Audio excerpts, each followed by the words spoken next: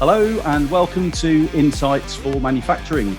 I'm your host, Jeff Beecham, and in this podcast series, we'll be looking at some of the challenges and opportunities for UK manufacturing in 2022.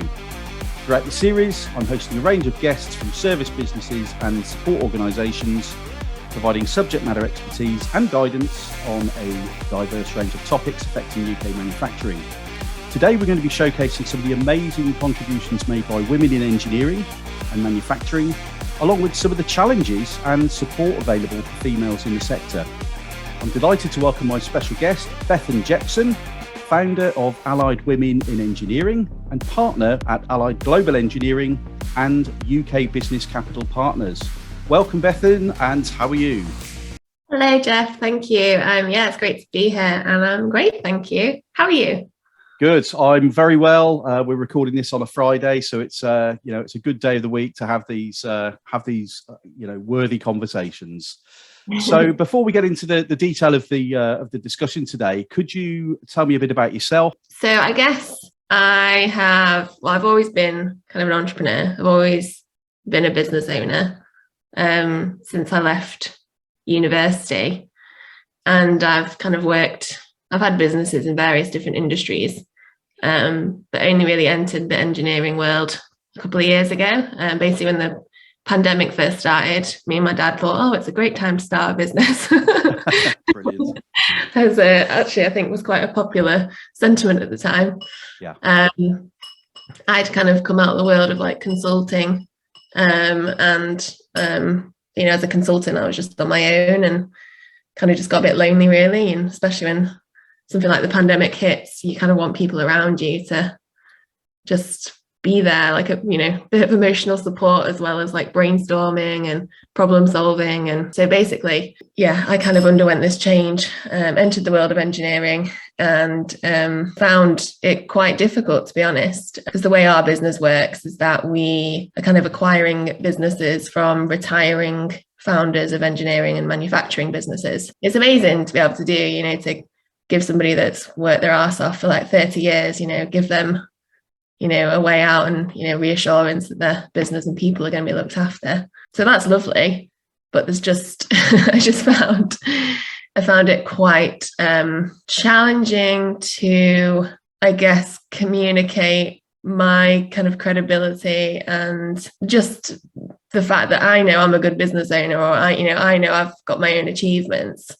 But for some reason, it just felt really hard to get that seen. Yeah. And I was like, is it me? Like, I've attended thousands of business meetings in my time. And, I'm like, what am I doing differently? Like, why do I go into these meetings and feel small and feel like I can't speak and like, just not myself at all? And I think it was what I kind of came to realize was that, going into a business meeting with my business partner, who's my dad, he's a older gentleman. People look to him for the answers. Yeah. So I could literally sit there for like 30 minutes and not be asked a single question. Some meetings I sat there for like the whole hour to 2 hours and wasn't asked a single question. Yeah.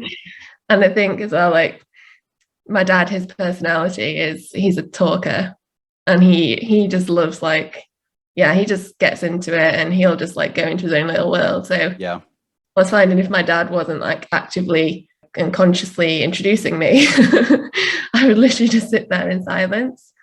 It's probably quite a common thing for a lot of females, in not necessarily just in manufacturing or engineering, but in business in general. But I think it's more acutely clear in industry that's predominantly male dominated that there is this stigma. It's really outdated that it's not really a women's industry. And I guess there's more of a movement now across not just the UK but globally to recognise the power that diversity can bring. Not just in terms of racial diversity or cultural diversity, but diversity of thought is a real biggie for me. And it's really great to see that more people are sitting up and taking some notice of great females that are putting themselves out there in male dominated industries and doing a fantastic job. think there were some figures out the other day. I think it was at the FTSE 100. There was a big increase in the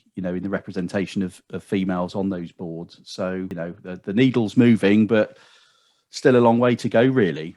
I think it's challenging, like, because you talk about diversity of thought, which 100% agree with, and I think that's a lot of where the value comes from having a diverse workforce. But the challenge is if you're the only one in the room, and you've got your perspective and you think a certain way, but then there's nobody else who agrees with you because no one else thinks like you or sees what you see. So it's no good being the only one. I see it all the time. People will have panels and they'll have 4 men and 1 woman, or in the same of not just gender diversity, but like you say, racial diversity or LGBTQ or whatever. And this is the thing I hear most commonly from speaking to women engineers, is that they don't get listened to. And when I did a survey of what's if I was going to do a workshop, what would the topic be on, and I gave a big range of topics, and the most popular one is, how do I get my manager to listen to me? Right, okay. And I certainly find that not just in the engineering space as well, but in the financial space. So we're trying to raise money for some of the acquisitions we're doing, and I get it all the time. I don't get me wrong, Dad's great at what he does, but I'm the creative mind in this business. I'm the one that puts together our amazing presentations and slide decks and all that kind of stuff. So it's my words, it's my thoughts, it's my obviously this things as a team, but and I always go into these meetings, and the end of it is always, well, let's sit down with your dad and we'll talk it through. Right, okay. Okay, well, no one's asking him to, okay, let's sit down with your daughter then, shall we? Yeah. He doesn't get that. Phil's stealing the show a little bit. I mean, he loves that. He loves attention. But it's just, and it might not just be the fact that I'm a woman. There's probably an age factor in there. And unfortunately, I do look younger than I actually am. I'm sure that'll pay off one day, but and I think as well, because engineering and manufacturing, it is very common for it to be a family, family business, especially in this kind of small business end of things. Yep.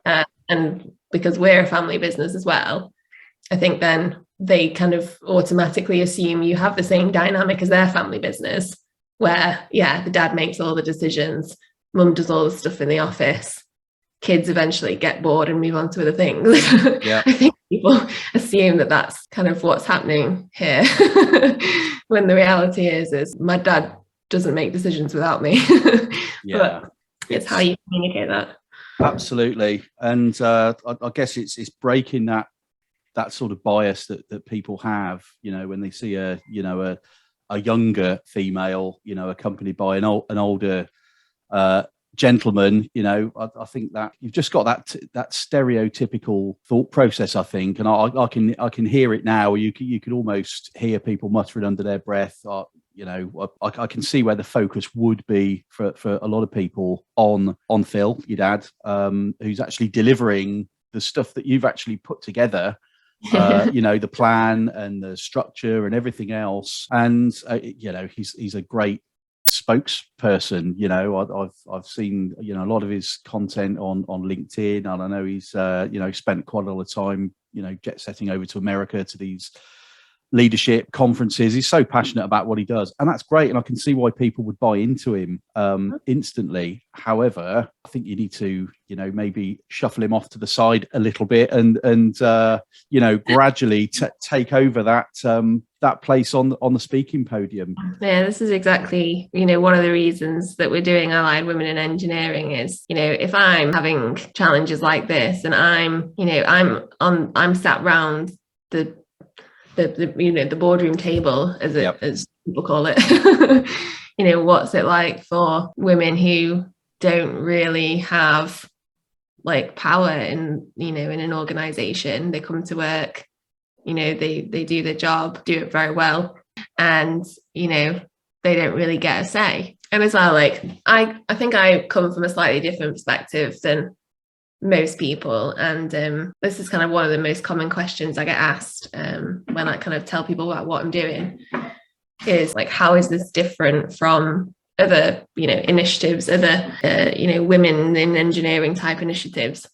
And my kind of answer to that is, well, it's twofold really. Is my whole experience is in the small business world. Yeah. And I think, I can't remember exactly what the stat is, but majority of businesses are classed as small businesses. But I find the majority of diversity and inclusion initiatives are built around big business data, because it's easier to get data from big businesses. Yep. And also big businesses because they're more in the spotlight, they tend to invest in diversity and inclusion initiatives, which is obviously the commercial aspect of this.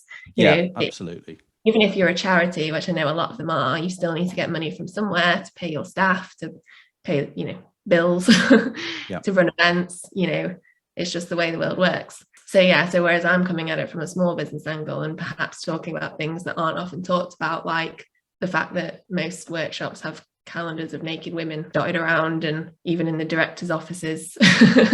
Still, even these days. Yeah, maybe I shouldn't talk about this, but I'm going to anyway.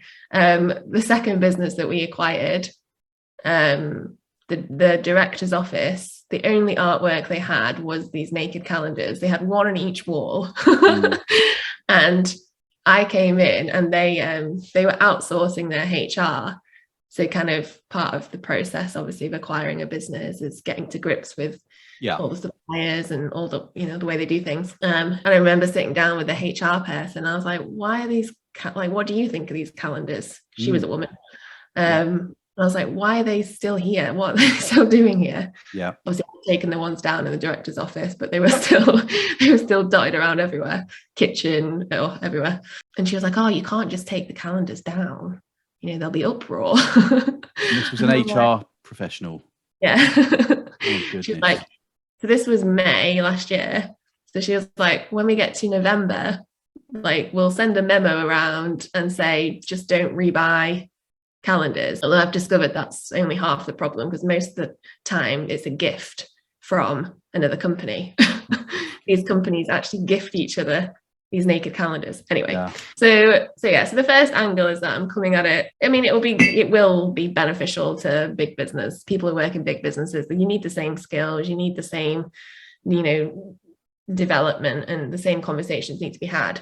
Yeah. But I'm shining a light on kind of small business culture. And the second kind of way, which I think we're a lot different, is that because I'm a business leader myself, a small business leader, I understand the commerciality. Like, I understand we can't just do things for the sake of it.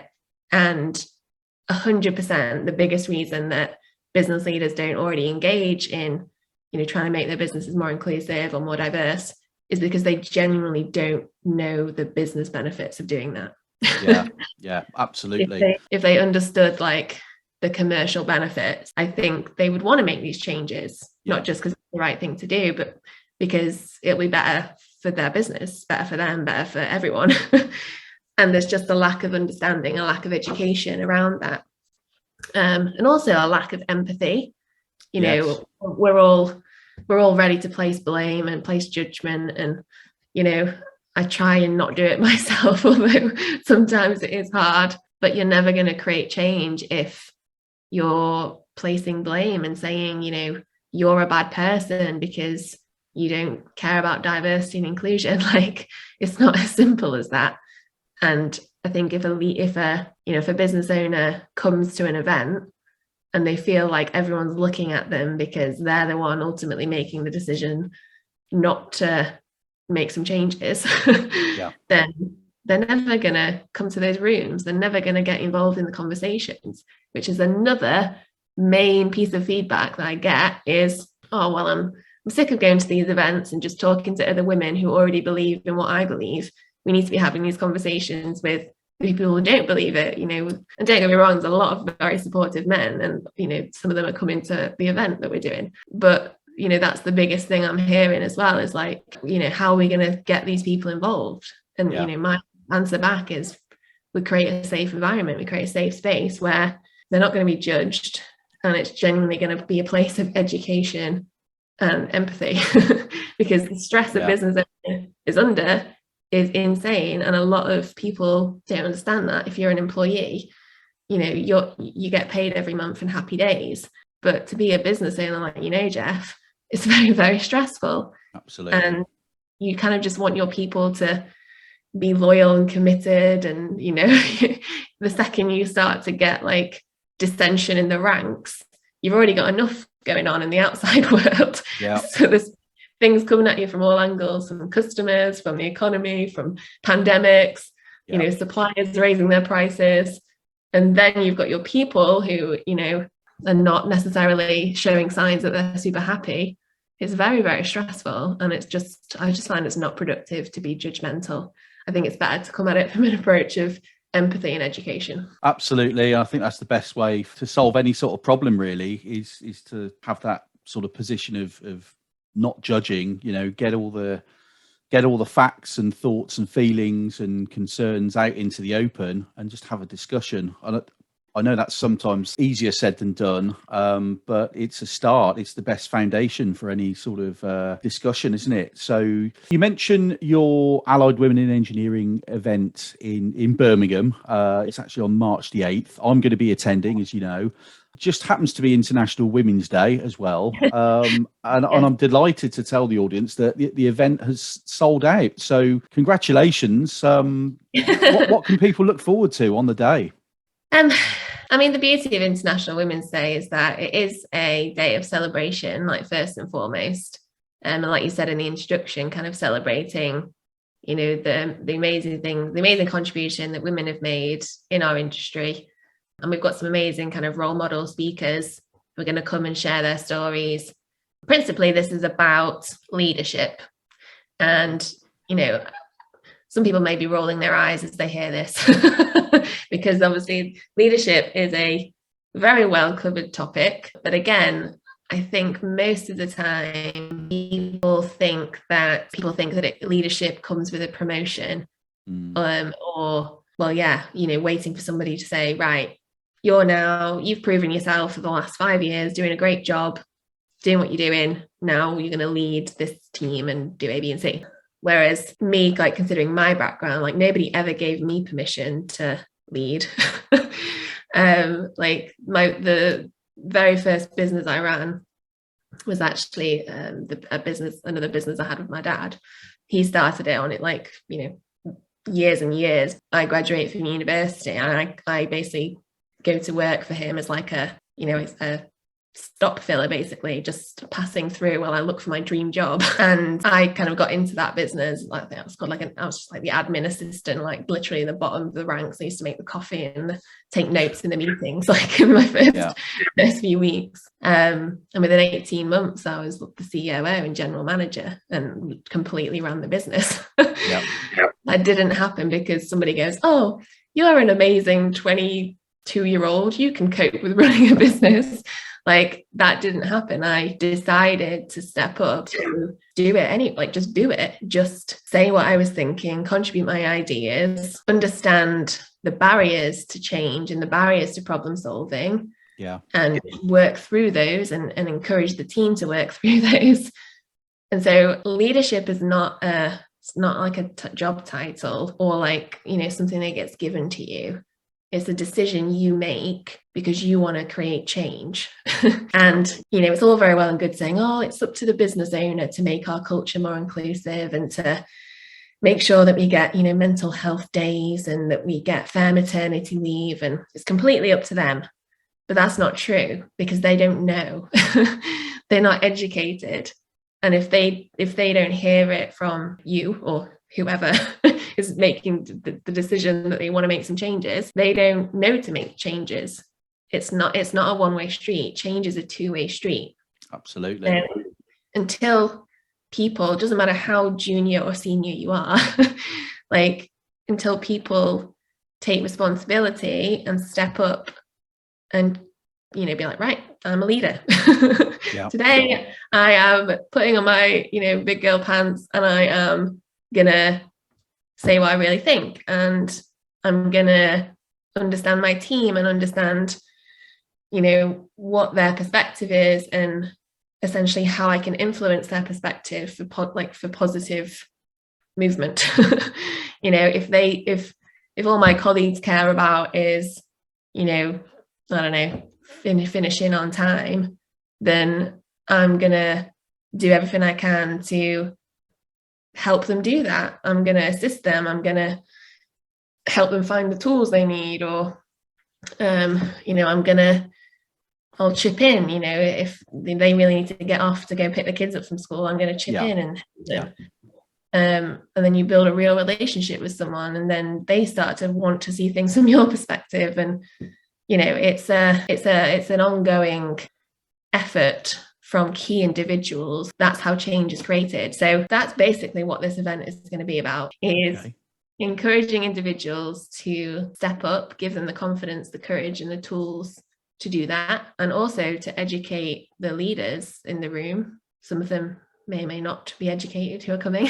We've done creative marketing to try and get a mixture, and we're going to hear things from both sides, and when we're going to see what we can do together in the future to really make change happen.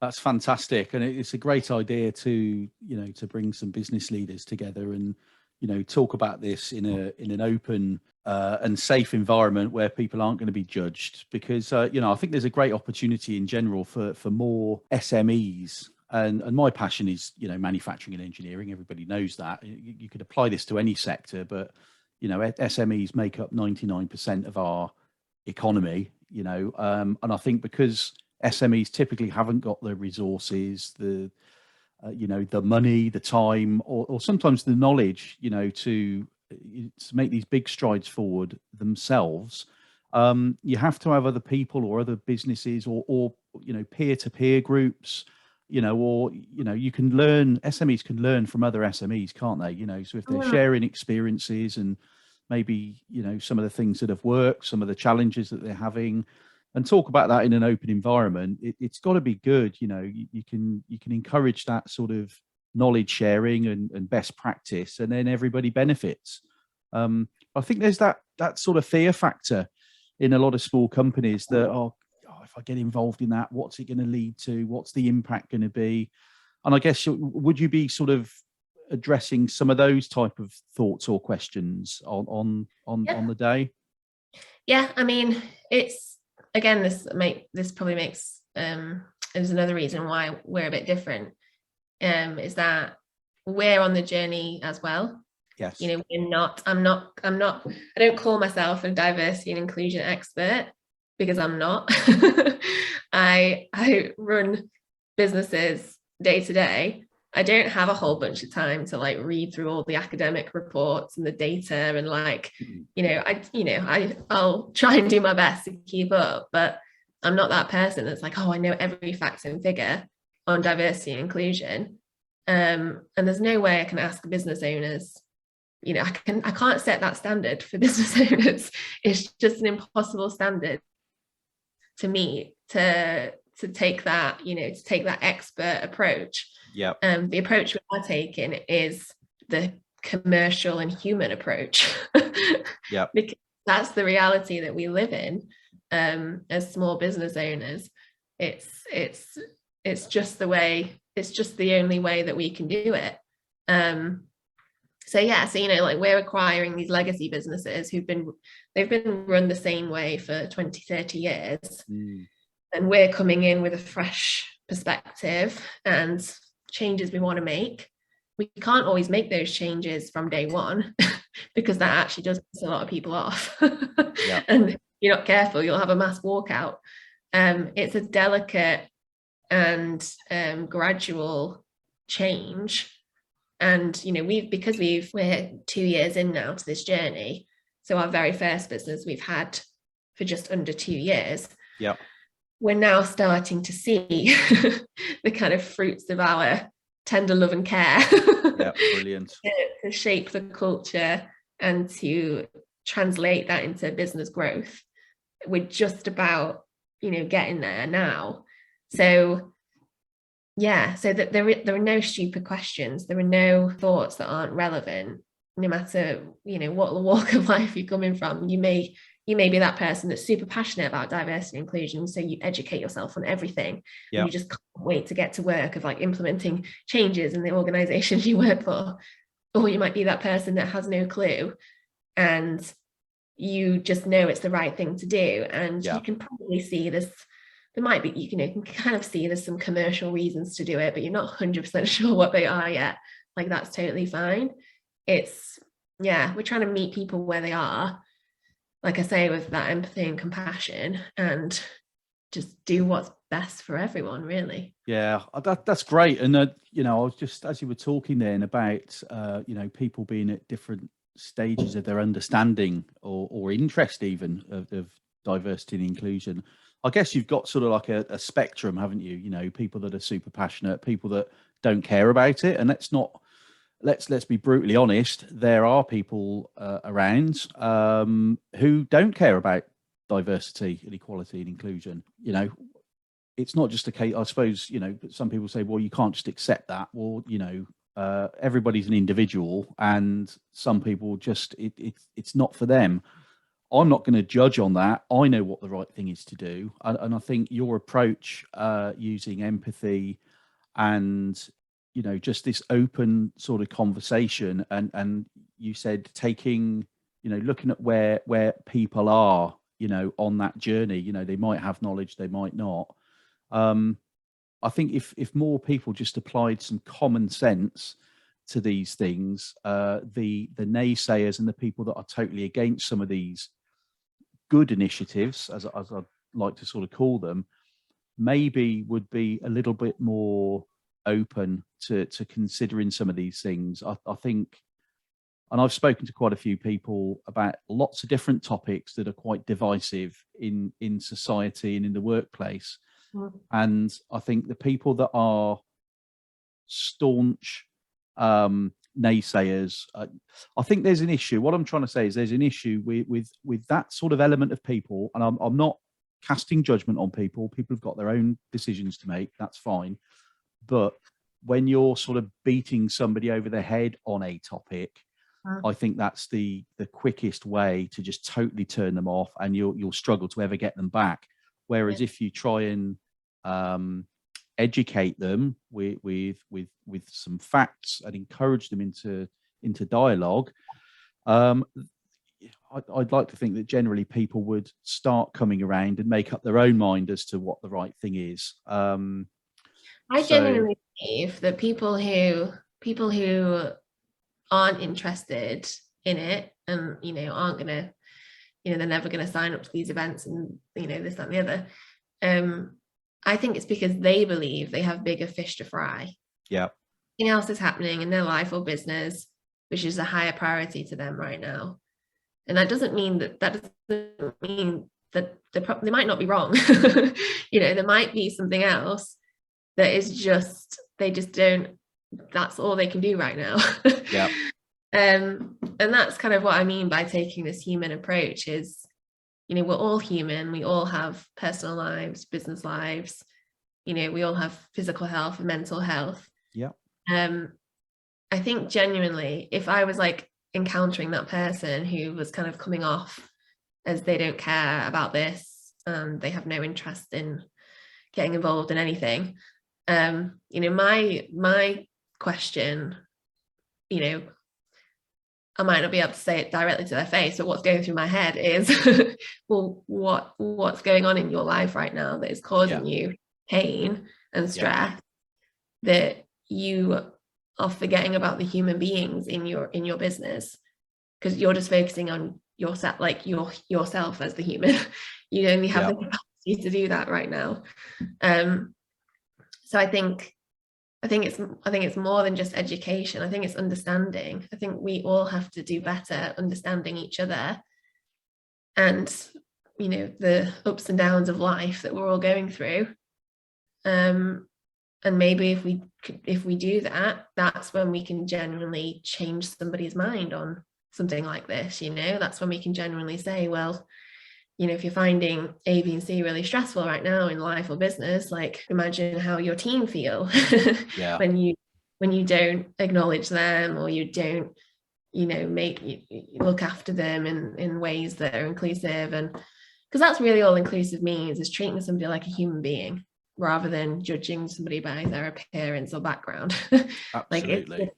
That's all it means is, and this is why, yes, we're called Allied Women in Engineering, but we're actually partnering with all sorts of, diversity groups to do with disabilities, LGBTQ, like ethnicity, and also like not just kind of people initiatives, but also like other business like and commercial initiatives that rely on human beings, which most of them do. Like that's basically the crux of this, is everybody's human as businesses. If we just remember that and treat everybody as human, that's when we live amazing places. And that's when you then get that diversity of thought, which means diversity of ideas and problem solving and creativity. It means you appeal to more customers. It means that you acquire more diverse skill set, and that's when you then get the financial results. But it all starts from that being human. It's from there. And it's a bigger picture, isn't it? It's like all those benefits that you've just mentioned is, they are the bigger picture. I think some people just see things like, DE and I as a box ticking exercise, and it shouldn't be about that. It should never be about that. There are so many wider benefits, and if people just took a pause and thought about the wider picture, in the workplace, but also in life in general. We live in such a fast-paced world these days. There's always so much going on, and everybody's got their own personal circumstances. They might come to work, they've got a family crisis, or something really stressful's happening outside of work. Naturally, that's going to have an impact on them in the workplace.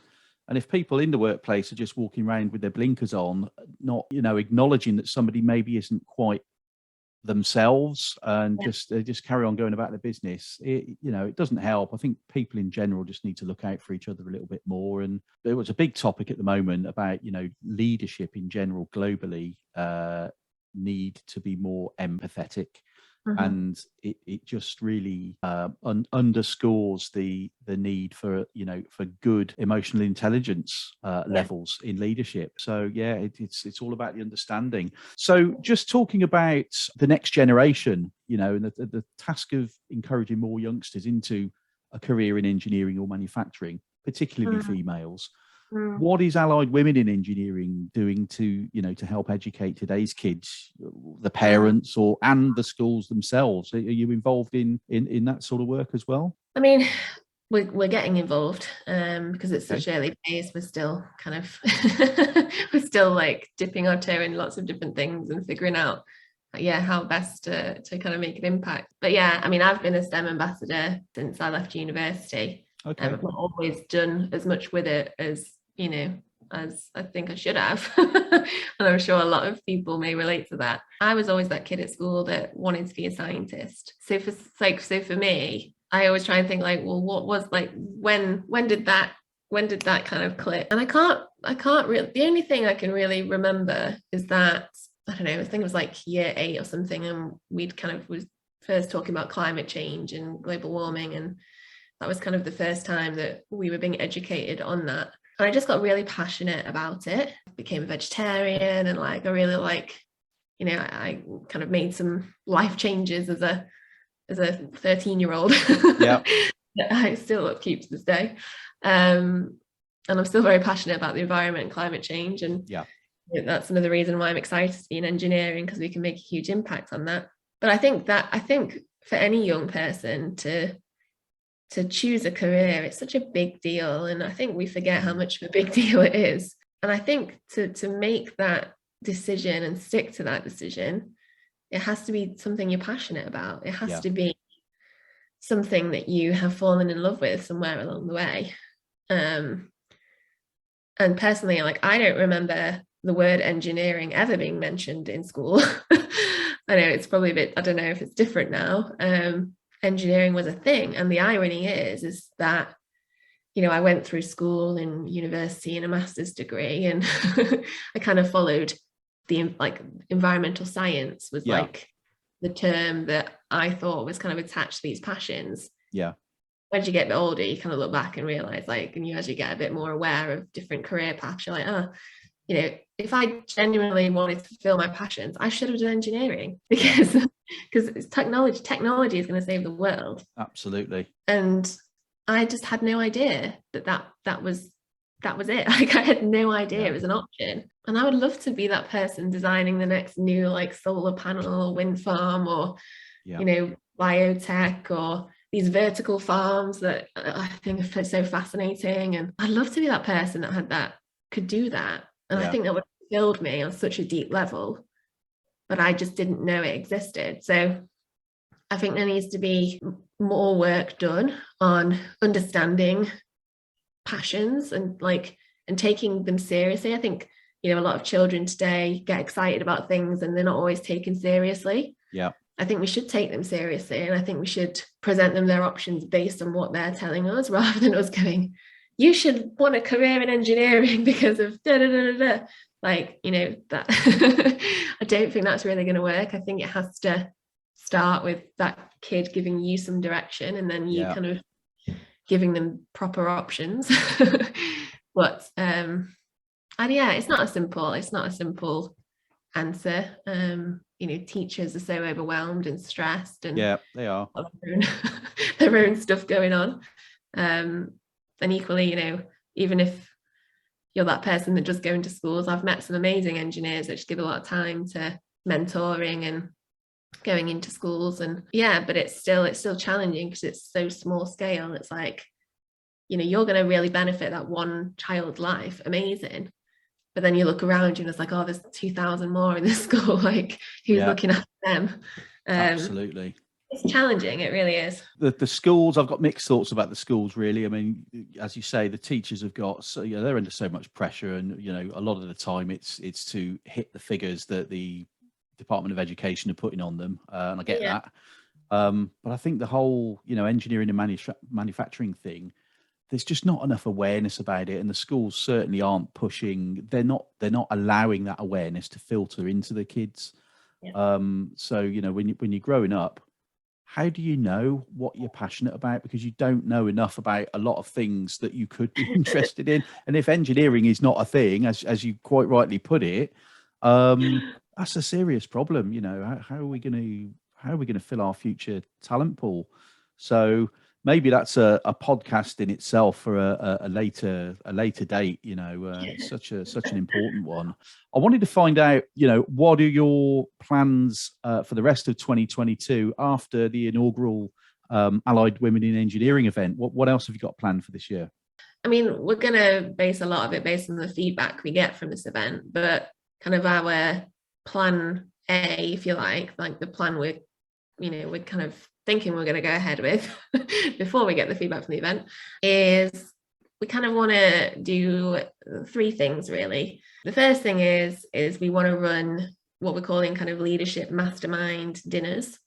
So this is what I was talking about before, like creating that safe environment to gather leaders together, no matter what, you know, your thoughts are on diversity and inclusion. If we help you solve your problems, the problems that are preventing you from addressing your people problems, then if we help you solve those problems, then maybe you'll then have the headspace and be more open-minded and be willing, like you'll be able to take in that education and then, you know, make positive changes with that.